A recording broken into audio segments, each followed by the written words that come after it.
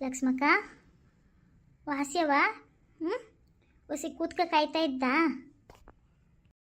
ಹ್ಞೂ ಗುಂಡಜ್ಜಿ ಕೂತ್ಕ ಕಾಯ್ತಾ ಇದೆ ಅಂತ ಏನು ಅಪಾರ ನೋವಿಲ್ಲ, ಹೊಸಿ ಚುಚ್ಚಿದಂಗೆ ಐತೆ ಅಷ್ಟೆ.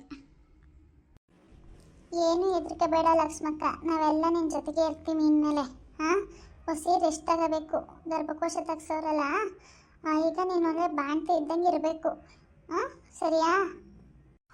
ಅಯ್ಯೋ ಗಿರ್ಜಾ, ನನ್ನ ಪರಿಸ್ಥಿತಿ ನಿಂಗೆ ಗೊತ್ತಲ್ಲವ. ನನಗೆ ಯಾರೂ ಇಲ್ಲ. ನಮ್ಮ ತವ್ರ ಮನೆ ಕಡೆಯಿಂದ ಯಾರು ಬಂದು ನೋಡಲ್ಲ. ನೋಡು, ಇಷ್ಟು ದಿನ ಆಯಿತು ಒಬ್ಬರೂ ಬಂದು ನೋಡಲಿಲ್ಲ ನನ್ನ. ಇನ್ನು ಯಾರು ನನಗೆ ಬಾಣ್ತನ ಮಾಡಿಕೊಟ್ಟರು? ಹಾಂ, ಯಾರು ಬರೋದಿಲ್ಲ. ನನ್ನ ಕೈಲಾದಷ್ಟು ನಾನು ಮಾಡ್ಕೊಯ್ತೀನಿ ಬಿಡು. ಹಂಗನ್ಬೇಡ ಗಿರ್ಜಕ್ಕ, ನಾವಿದ್ದೀವಲ್ಲ, ನೀ ಸುಮ್ಮನೆ ಹೆದರಿಕೆ ಬೇಡ, ಸುಮ್ಮಿರು. ಅದೇನೇನು ಮಾಡಬೇಕು ನಾವುಗಳೇ ಒಂದೊಂದು 3 ಟೈಮು ಬಂದು ಮಾಡ್ಕೊಟ್ಬಿಟ್ಟು ಹೋಯ್ತೀವಿ. ನಿನ್ನೇನು ಹೆದರಿಕೆ ಬೇಡ, ಸುಮ್ಮಿರು. ನೌಕನ್ ಮಗ, ನಾನು ಅವನಿ ಅಲ್ಲ ನಿನಗೆ? ಹಾಂ, ನಾನು ನೋಡ್ಕೊತೀನಿ, ಸುಮ್ಮಿರು. ಏನೂ ಆಗೋದಿಲ್ಲ, ಹೆದರ್ಕೋಬೇಡ. ಹೊಸಿ ನಿನಗೆ ಒಂಚೂರು ತಿರ್ಗಾಡಂಗಾದ್ರೆ ಸಾಕು, ಆಮೇಲೆ ನೀನೇ ಮಾಡ್ಕೊತೀವಿ. ಎಲ್ಲಿಗಂಟು ನಾನು ನೋಡ್ಕೊತೀನಿ. ಇಟ್ಟು ಸೊಪ್ಪು ತಾನೇ ನಾ ಮಾಡ್ಕೊಬಂದು ಕೊಟ್ಟಂತ ಸುಮ್ಮಿರು, ನಿನಗೂ ನಿನ್ನ ಗಂಡಂಗೂ. ಅದೇನು ಒಂದು ತುತ್ತು ಕೊಡ್ನಾರ್ನ ನಾನು? ಗುಂಡಜ್ಜಿ, ನಮ್ಮವು ನಂಗಿದೆಯೇ ನೀನು? ಹಾಂ, ನಿನಗೆ ಯಾಕೆ ಸುಮ್ಮನೆ ಕಷ್ಟ? ನೀನೇನೋ ತಂದು ಕೊಡ್ತೀನಿ ಅಂತ ಅಂತೀಯೇ, ನಿಮ್ಮ ಮಟ್ಟಿಗೆ ಸುಮ್ಮನಿದ್ದಾರ? ಏನು ಬೇಡ ಬಿಡು ಗುಂಡಜ್ಜಿ, ನಾನೇ ಮಾಡ್ಕೊತೀನಿ ಹೆಂಗೋ ತಳ್ಳಿಗೆ. ಸುಮ್ಮನೆ ಇರು ಲಕ್ಷ್ಮಕ್ಕ. ಒಂದು ತುತ್ತು ಇಟ್ಟಿಗೆ ನಾ ಮಾಡಿಕೊಡಲಿ ಅಂತಂದನ, ನಾನು ಸೊಸೆ ಮಾಡಿಕೊಡಲಿ ಅಂತ ಅಂದಳ. ಅವಳು ಹಂಗೇನಿಲ್ಲ ಕಣ, ಮಾಡಿಕೊಡ್ತಾಳೆ.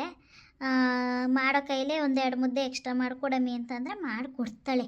ಅಂತ ಏನು ಕೆಟ್ಟ ಮನ್ಸ್ತಿ ಅಲ್ಲ ನನ್ನ ಸೊಸೆ. ತಗೊಬಂದು ಕೊಡ್ತೀನಿ ಬಿಡು ನಾನು. ಹ್ಞೂ ಲಕ್ಷ್ಮಕ್ಕ, ನಾನು ತಂದು ಕೊಟ್ಟನು, ಸುಮ್ಮಿರು. ಗುಂಡಜ್ಜಿ ನೀನು ಹಿಂಗೆ ಮಾಡು, ನೀನು ರಾತ್ರಿ ಹೊತ್ತು ತಂದು ಕೊಡು, ನಾ ಮಧ್ಯಾಹ್ನದಲ್ಲಿ ತಂದು ಕೊಡ್ತೀನಿ, ಬೆಳಗ್ಗೆ ಹೊತ್ತು ತಂದು ಕೊಡಮಿ ಗಿರ್ಜಿ. ಹ್ಞೂ, ಹಂಗೆ ಮಾಡು ಬಿಡು.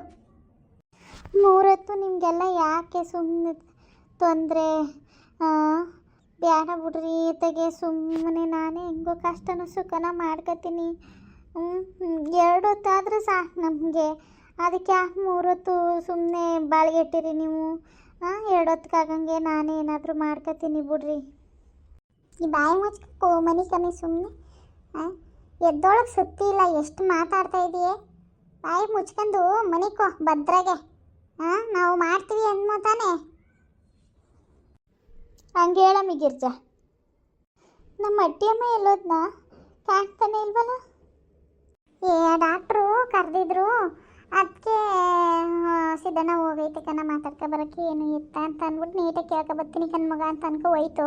ಇನ್ನು ಪಾತಿ ಈಚೆ ನಿಂತವಳೆಲ್ಲ ಜಾಸ್ತಿ ದಿನ ಅಂತೀನಿ ನಾನು. ನೋಡು, ಜಾಸ್ತಿ ಜನ ನಿಂತ್ಕೋಕ್ಕಾಗೋದಿಲ್ವಲ್ಲ, ಅದಕ್ಕೆ ಆಚೆ ನಿಂತವಳೆ ಪಾತಿ. ಡಾಕ್ಟ್ರೆ, ಏನೋ ಮಾತಾಡಬೇಕು ಅಂತ ಕರೆಸಿದ್ರಿ ಅಲ್ಲ, ಏನು? ಹಾಂ, ಏನಿಲ್ಲ ಕಣಪ್ಪ.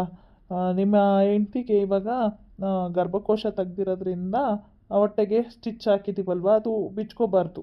ಮತ್ತು ಕಿತ್ಕೋದೇ ಇರೋಂಗೆ ನೋಡ್ಕೋಬೇಕು. 2 ದಿನಕ್ಕೊಂದು ಸತಿ 3 ದಿನಕ್ಕೊಂದು ಸತಿ ನೀವು ಡ್ರೆಸ್ಸಿಂಗ್ ಮಾಡ್ಸೋಕ್ಕೆ ಬನ್ನಿರಿ. ಅದಾದಮೇಲೆ ಅದ್ರ ಕಂಡೀಷನ್ ಹೆಂಗಿದೆ ಅಂತ ನೋಡ್ಬಿಟ್ಟು ನಾವು ಬ್ಯಾಂಡೇಜ್ ತೆಗಿತೀವಿ. ನೋಡಪ್ಪ, ಒಂದು 3-4 ತಿಂಗಳು ಅವ್ರಿಗೆ ನೀಟಾಗಿ ಬೆಡ್ ರೆಸ್ಟ್ ಬೇಕು. ಅಂದರೆ ಜಾಸ್ತಿ ಏನು ಕೆಲಸ ಮಾಡ್ಸೋಕೆ ಹೋಗ್ಬೇಡ್ರಿ. ಭಾರ ಏನು ಎತ್ಸೋಕ್ಕೆ ಹೋಗ್ಬೇಡ್ರಿ ಕಣಪ್ಪ. ಬಕೆಟೇ ಆಗಲಿ ಏನೇ ಆಗಲಿ, ಭಾರ ಎತ್ಸಿದ್ರೆ ಸ್ಟಿಚ್ಚು ಬಿಚ್ಕೊಬಿಡ್ತದೆ, ಆಮೇಲೆ ತುಂಬ ಪ್ರಾಬ್ಲಮ್ ಆಯ್ತದೆ. ಅದಕ್ಕೆ ಇದೆಲ್ಲ ಗೊತ್ತಾಗೋದಿಲ್ಲ ಹೇಳಿದ್ರೆ ಅಂತ ಅಂದ್ಬಿಟ್ಟು ನಾನು ನಿಮ್ಮನ್ನು ಕರೆದಿದ್ದು, ಮಾತಾಡ್ಬಿಟ್ಟು ಹೇಳೋಣ ಅಂತ. ಇನ್ನೇನಿಲ್ಲ ಕಣಪ್ಪ, ಅಷ್ಟೇ. ಇನ್ನೆಲ್ಲ ಹೆಲ್ತ್ ಎಲ್ಲ ಚೆನ್ನಾಗೈತೆ. ಅದೇ ಅದೊಂದನ್ನು ನೀವು ಕೇರ್ ತಗೊಂಡು ನೋಡ್ಕೋಬೇಕು. ಓ ಸರಿ ಡಾಕ್ಟ್ರೆ, ಹಾಗೆ ಮಾಡ್ತೀನಿ. ಅವಳನ್ನೆಲ್ಲೂ ಕಳಿಸೋದಿಲ್ಲ, ಏನು ಎತ್ಸೋದಿಲ್ಲ ಡಾಕ್ಟ್ರೆ ನಾನು. ನನಗೆ ನನ್ನ ಹೆಂಡ್ತಿ ಚೆನ್ನಾಗಿದ್ರೆ ಸಾಕು. ಇದು ತಿನ್ನೋದು ಊಟಕ್ಕೆ ಏನಾರು ಕೊಡಬೇಕಾ ಡಾಕ್ಟ್ರಿ? ಏನು ಎತ್ತ? ಮತ್ತು ಅದು ಇದೇನೋ ಮಾಡಬೇಕು ಅಂದ್ರಲ್ಲ, ಅದು ಮಂಡಿಕೆ ಬಂದು ಮಾಡಿಸ್ಬೇಕಾ ಅಥವಾ ಮಳವಳ್ಳಿಲಿ ಮಾಡಿಸಿದ್ರು ಆಯ್ತಾ?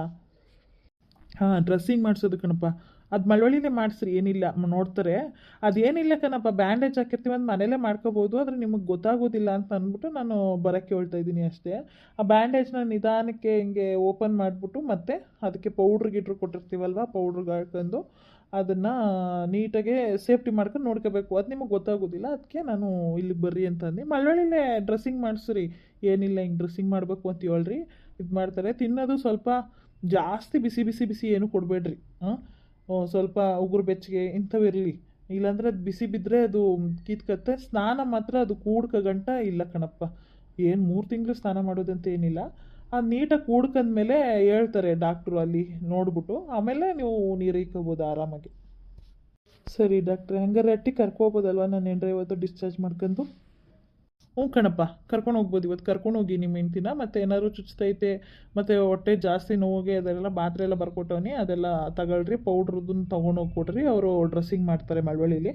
ಮತ್ತೇನಾದ್ರು ಸ್ಟಿಚ್ ಕಿಚ್ ಬಿಚ್ಕತ್ತು ಲೂಸ್ ಆಯಿತು ಅಂತ ನಿಮ್ಗೇನಾದ್ರು ಅನಿಸಿದ್ರೆ ಬರ್ರಿ, ನಾನು ಸರಿ ಮಾಡಿಕೊಡ್ತೀನಿ. ಇಲ್ಲಿಗೆ ಬರ್ರಿ. ಹಾಂ, ಮಳವಳ್ಳಿಗೇನು ಹೋಗ್ಬೇಡ್ರಿ ಆಯಿತಾ? ಸ್ಟಿಚ್ ಏನಾದ್ರು ಬಿಚ್ಕೋದಿಲ್ಲ. ಆದರೆ ಬಾರಗಿರ ಎತ್ತಿದ್ರೆ ಅಥವಾ ಜಾಸ್ತಿ ಕೆಲಸ ಮಾಡಿದ್ರೆ ಸೆಡ್ಲಾಗೋದೇ ಆಗಲಿ ಬಿಚ್ಕೋದೇ ಆಗಲಿ ಐತೆ, ಆವಾಗ ನೀವು ಕರ್ಕೊಬರ್ಬೇಕಾಯ್ತೆ. ಆದಷ್ಟು ಕೆಲಸ ಮಾಡ್ದೇ ಬೆಡ್ ರೆಸ್ಟ್ ಕೊಡೋಕ್ಕೆ ಪ್ರಯತ್ನ ಮಾಡಿರಿ. ಏನ್ರಪ್ಪ ಎಲ್ಲ ನನ್ನನ್ನು ಮಿಸ್ ಮಾಡ್ಕೊಂಡ್ರಾ? ಇನ್ನು ಮುಂದೆ ಮಿಸ್ ಮಾಡ್ಕೋಬೇಡಿ. ಏನು ನಾವಿವಾಗ ಟ್ವೀನ್ ಕ್ರಾಫ್ಟಲ್ಲಿ ನಾವು ಈ ಕ್ಯಾರೆಕ್ಟರ್ಗಳನ್ನ ತಗೊಂಡು ಮಾಡ್ತಾಯಿದ್ದೀವಲ್ವ, ಅದಕ್ಕೆ ಸ್ವಲ್ಪ ಅಮೌಂಟ್ ಪೇ ಮಾಡಬೇಕು. ಆ ಅಮೌಂಟ್ ನನ್ನ ಹತ್ರ ಇಲ್ಲದೆ ಇರೋ ಕಾರಣ ನಾನು ಸ್ವಲ್ಪ ದಿನ ಡ್ರಾಪ್ ಮಾಡಿದ್ದೆ. ಈಗ ಅಮೌಂಟ್ ಹಾಕಿ ನಾನು ಕ್ಯಾರೆಕ್ಟರ್ಗಳನ್ನ ತಗೊಂಡು ಕತೆ ಮಾಡೋಣ ಅಂತ ಬಂದಿದ್ದೀನಿ. ಇನ್ಕಂಪ್ಲೀಟ್ ಆಗಿದ್ದನ್ನ ಕಂಪ್ಲೀಟ್ ಮಾಡೋಣ ಅಂತ ಅಂದ್ಬಿಟ್ಟು. ಇನ್ನು ಮುಂದೆ ಕತೆಗಳು ಯಾವತ್ತೂ ಇದಾಗಲ್ಲ, ಬರ್ತಾ ಇರ್ತವೆ. ಹಾಗೆ ಇವತ್ತಿಗೆ ಇಷ್ಟೇ ಸಾಕು. ನಾಳೆ ಲಕ್ಷ್ಮಿನ ಡಿಸ್ಚಾರ್ಜ್ ಮಾಡ್ಕೊಂಡು ಮನೆಗೆ ಕರ್ಕೊಯ್ತಾರೆ. ಮನೆ ಕರ್ಕೋದ್ಮೇಲೆ ಏನೇನಾಯ್ತದೆ ಅಂತ ಅಂದ್ಬಿಟ್ಟು ಇನ್ನೊಂದು ವೀಡಿಯೋದಲ್ಲಿ ತಿಳಿಸ್ಕೊಡ್ತೀನಿ. ಈಗ ಗೊತ್ತಾಯ್ತಲ್ಲ ಯಾಕೆ ನಾನು ವೀಡಿಯೋಸ್ಗಳು ಮಾಡಿಲ್ಲ ಅಂತ ಅಂದ್ಬಿಟ್ಟು. ಇಷ್ಟೇ ರೀಸನ್ನು. ಇದೊಂದು 4 ಎಪಿಸೋಡ್ ಆಗ್ಬೋದು ಅಷ್ಟೇ. 4 ಎಪಿಸೋಡಲ್ಲೇ ಫಿಲಮಲ್ಲೆಲ್ಲ ತೋರಿಸ್ತಾರಲ್ಲ, ಹಂಗೆ ಕಂಪ್ಲೀಟ್ ಮಾಡಿಬಿಟ್ಟು ಒಂದು ಹೊಸ ಕತೆ ಜೊತೆಗೆ ಬರ್ತೀನಿ. ಯಾಕೆಂದರೆ ಈಗ ಹೊಸ ಕ್ಯಾರೆಕ್ಟರ್ಗಳು ಬಂದವೆ ನಮ್ಮ ಇದಕ್ಕೆ. ಎಲ್ಲ ಥರ ಕ್ಯಾರೆಕ್ಟರ್ಗಳ್ನೂ ನಾನು ಯೂಸ್ ಮಾಡ್ಕೋಬೋದು. ಅದರಿಂದ ನಾನು ಒಂದು ಹೊಸ ಕತೆ ಜೊತೆಗೆ ಬರೋಣ ಅಂತ ಅಂದ್ಬಿಟ್ಟು ಪ್ಲ್ಯಾನ್ ಮಾಡಿದ್ದೀನಿ. ಇದೊಂದು 4 ದಿನದಲ್ಲಿ ಮುಗಿಸ್ಬಿಡ್ತೀನಿ. ದಯವಿಟ್ಟು ಈ ಕಥೆನ ಚೆನ್ನಾಗಿ ಬೆಳೆಸಿ. ಹಾಗೆ ನಿಮ್ಗೆ ಇಷ್ಟ ಆಗಿದ್ದರೆ ನಿಮ್ಮ ಅಭಿಪ್ರಾಯಗಳನ್ನ ಕಮೆಂಟ್ ಮಾಡಿ ತಿಳಿಸಿ. ನನ್ನ ಚಾನಲ್ ಇನ್ನೂ ಯಾರು ಸಬ್ಸ್ಕ್ರೈಬ್ ಮಾಡ್ಕೊಂಡಿಲ್ಲ ಅಂತಂದರೆ ದಯವಿಟ್ಟು ಸಬ್ಸ್ಕ್ರೈಬ್ ಮಾಡ್ಕೊಂಡು ನೋಡಿರಿ ಅಂತ ಕೇಳ್ತಾ ಹೋಗಿ ಬರ್ತೀನಿ.